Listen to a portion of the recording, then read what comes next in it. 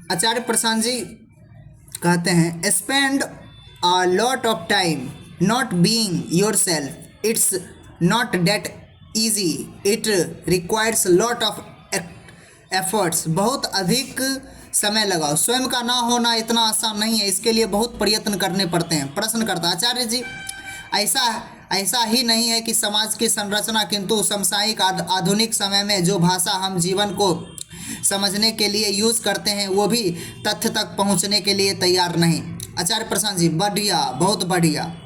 प्रश्नकर्ता, तो ये जो मौलिक बदलाव की हम लोग मांग कर रहे हैं, जो जीवन के प्रति तुम्हारी भाषा, तुम्हारी धारणा सब कुछ बदल देगा। आप कह रहे हैं कि देखो जीवन को, देखो तुम ध्यान रखो, देखो हो क्या रहा है, अभी हो रहा है, कोई और तरीका, रास्ता, तकनीक है। आचार्य जी, ये भी तकनीक नहीं, ये एक स्पॉन्टेनियस हैपनिंग यानी सहज घटना है। आप मुझे समझाइए, आप ये कैसे कर सकते हैं कि ठीक अभी जो हो रहा है वो आपकी चेतना पर अंकित ही नहीं हुआ, वो आपकी कॉन्शियंसेंस पर रजिस्टर नहीं हुआ, ये हो कैसे गया?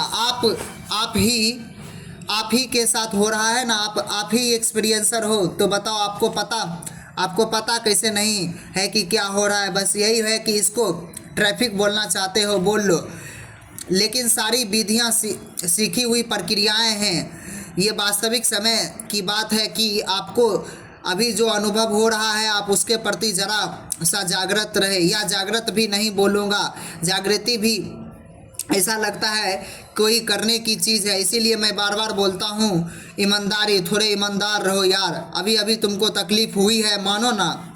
एक बंदा सामने से निकला, उसके पास ज़्यादा पैसे दिख रहे थे, या ज़्यादा वो मजबूत था, या उसके पास ज़्यादा ज्ञान था, तुमको तकलीफ़ हुई। अब क्यों नहीं मान लेते कि तुम्हें तकलीफ़ हुई? जैसे ही तुमने उस क्षण ईमानदारी से माना, हाँ अभी कुछ हुआ था, तुम्हें अपने बारे में, ये जो फॉल्स सेल्फ है उसके बारे में तुम्हें कुछ पता चलेगा। मज़ेदार बात यह है कि जितना तुम्हें इसके बारे में पता लगता है उतना तुम इससे आज़ाद होते जाते हो।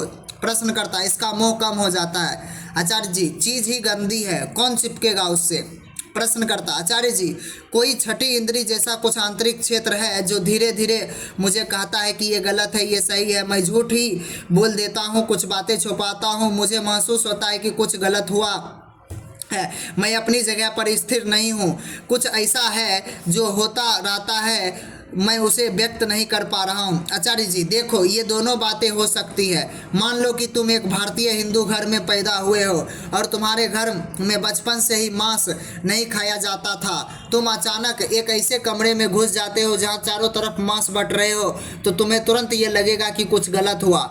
ये जो तुमको अभी लग रहा है ये कोई ज़रूरी नहीं है कि ये बात तुम्हारे होश से आ रही है, तुम्हारी कंडीशनिंग यानी संस्कारों का रिएक्शन यानी प्रतिक्रिया भी हो सकता है। तुम्हें घर में हमेशा ये बताया गया कि झूठ नहीं बोलना है, झूठ नहीं बोलना है, झूठ नहीं बोलना है। अब किसी दवा में आकर तुमने किसी दिन कहीं झूठ बोला तो तुमको बुरा लगेगा, लेकिन तुमको ये जो बुरा लग रहा है, जिसको लोग बोलते हैं ना, कई बार मेरी आत्मा कचोट रही है मुझको, ये जो बुरा लगना है ये बिल्कुल ज़रूरी नहीं कि किसी ट्रू सेल्फ से आ रहा है, ये तुम्हारी कंडीशनिंग का रिएक्शन हो सकता है। तो इसीलिए बहुत जल्दी इस निर्णय पर नहीं पहुंच सकते कि असली प्रखर यानी प्रश्नकर्ता कौन सा है। बार बार मैं समझता हूं कि असली की बात को ज़रा पीछे रख देना चाहिए, नकली प्रखर कौन सा है उसको हटाते चलो, ठीक है। एलिमिनेशन यानी निकाल देने से, क्योंकि हो सकता है कि जो तुम अच्छे से अच्छा काम भी कर रहे हो, सो कॉल्ड तथाकथित, वो सिर्फ कंडीशनिंग हो। वो तुम इसीलिए कर रहे हो कि तुम्हें उसकी ट्रेनिंग यानी प्रशिक्षण दे दी गई है, उसमें कोई होश नहीं है, कोई समझ नहीं है, तुम्हें मालूम भी नहीं है वो काम क्यों नहीं करना चाहिए, पर तुम कर रहे हो।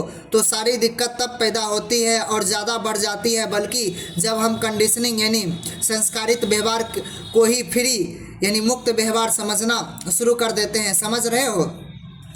एक आदमी शराब पी रहा है, एक आदमी शराब नहीं पी रहा है। बिल्कुल ज़रूरी नहीं है कि जो नहीं पी रहा वो कंडीशनिंग से मुक्त है, इसीलिए नहीं।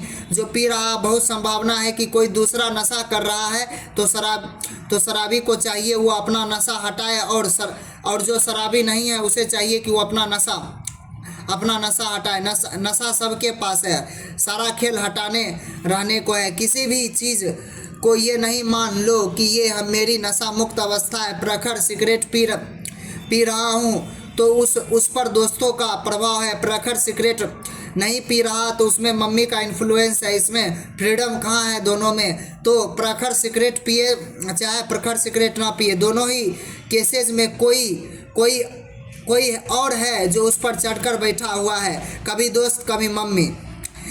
तो जो कोई भी चढ़कर बैठा है उसे नीचे उतारना है, बस यही देखना है। प्रश्न करता, उसके बाद कोई विकल्प चुनो।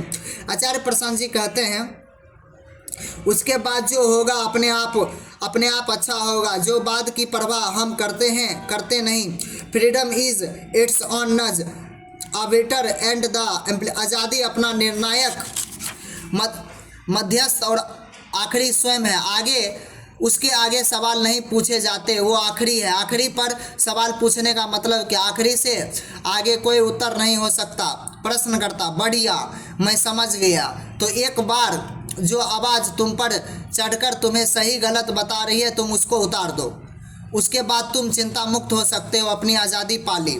आचार्य प्रशांत जी कहते हैं उसके बाद प्रश्न करता, अपने आप ध्यान हो जाएगा। सही। आचार्य प्रशांत जी कहते हैं अनहोनी होनी नहीं, होनी होए सो होए, अब कुछ नहीं। उसके बाद असल में सवाल बचता ही नहीं। तुम बार बार पूछ रहे हो, इसीलिए मुझे इस बात करनी पड़ रही है। नहीं तो ये सवाल ही अब आगे क्या होगा ये सवाल उठेगा, तभी तो इसका जवाब दोगे। ये सवाल उठना ही बंद हो जाता है। प्रश्न कहता है लोग विजुअल क्यों यानी दृश्य संकेत चाहते हैं? उसका प्रश्न यह है जब ये पूरा हो जाता है तो कैसा दिखता है? आचार्य प्रशांत जी कहते हैं वो विजुअल क्यों, पहले एक बार सोचो, हम मांग क्यों रहे हैं? पता है क्यों मांग रहे हो? प्रश्न करता, प्लेजर के लिए। आचार्य प्रशांत जी कहते हैं एक तो प्लेजर के लिए, नॉलेज में कितना प्लेजर होता है अच्छा पता चल गया। कैसा होता है देखो, मैंने पता लगा लिया कि फ्री स्टेट यानी मुक्त अवस्था कैसी होती है। उसके आगे एक काम और करेंगे हम, उस फ्री स्टेट में कोई ना कोई हम खोट निकाल लेंगे और कहेंगे अच्छी है, पर अभी उसमें ये कमी है, तो अभी हम फ्री नहीं होना चाहते, हम यही ठीक है। तो इसीलिए फ्रीडम का विजुअलाइजेशन या इमेजिनेशन या कॉन्सेप्चुअलाइजेशन बहुत खतरनाक चीज़ है। कुछ नहीं बोलना चाहिए उसके बारे में। तो उपनिषद फिर क्या बोल गए? सत्य क्या होता है?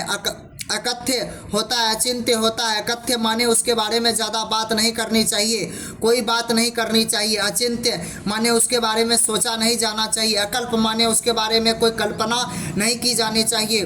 तो सत्य के बारे में इसीलिए दिमाग चलाओ ही मत। सत्य के बारे में इसीलिए दिमाग चलाओ ही मत और मुंह चलाओ ही मत, ऐसा समझाने वालों ने कहा है। उन्होंने कहा है झूठ की बात करो। अध्यात्म झूठ की बात करता है, अध्यात्म सत्य की बात नहीं, झूठ की बात है। मैं बोलता हूँ माया को पकड़ो, माया को, तुम आत्मा को और ब्रह्म को छोड़ो, आत्मा को ब्रह्म को छोड़ो। ये वैसे ही पकड़ने वाली चीज़ें है ही नहीं, ये आत्मा और ब्रह्म पकड़ने वाली चीज़ें है ही नहीं। आत्मा का राइट विलिंग का ऐसे बोलो, अध्यात्म भारी शब्द हो जाता है कई बार। वाइज लिविंग का, होशमंद होशपूर्ण जीवन का मतलब होता है माया को पकड़ना।